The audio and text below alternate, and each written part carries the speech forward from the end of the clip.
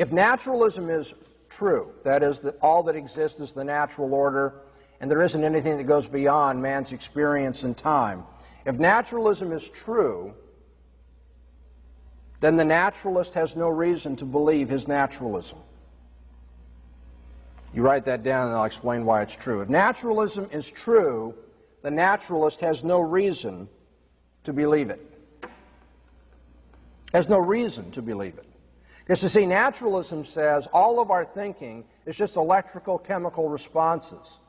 All of our thinking is subject to the laws of chemistry and physics,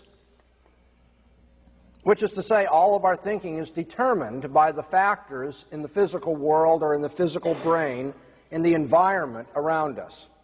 All of our thinking is, in principle, predictable then, because it's just following the laws of nature. Usually, more sophisticatedly put, the laws of physics and biology and chemistry and so forth. But the point is, human thinking is just the species of the physical world and its operation. Human thinking is just, it's on the same order, but not the same level of sophistication as weeds growing.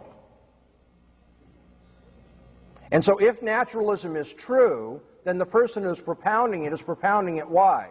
Because his or her brain has required them by the laws of physics and chemistry and biology to say this sort of thing. It's not as though they have the freedom and self-awareness to think about different theories, evaluate evidence, and make a choice as to which is right or wrong. They just have to say whatever they have to say. And that's why the irony is that a naturalist would promote naturalism and try to tell people it's true. You should believe that and not supernaturalism. The answer is, if naturalism is true, so that your brain is just working on the laws of physics, then you have no reason to believe naturalism is true. It's just the laws of physics requiring you to say that. Which is just to say, if naturalism is true, there's no reason to say that naturalism is true. You're just forced to say that, just like I'm forced by the laws of physics to say the opposite. Unbelievers cannot even account for why we argue with each other then, can they? On their assumptions, there's no argument because there's no freedom to choose the truth over against error. There's just the laws of physics governing my brain to say and do whatever it does.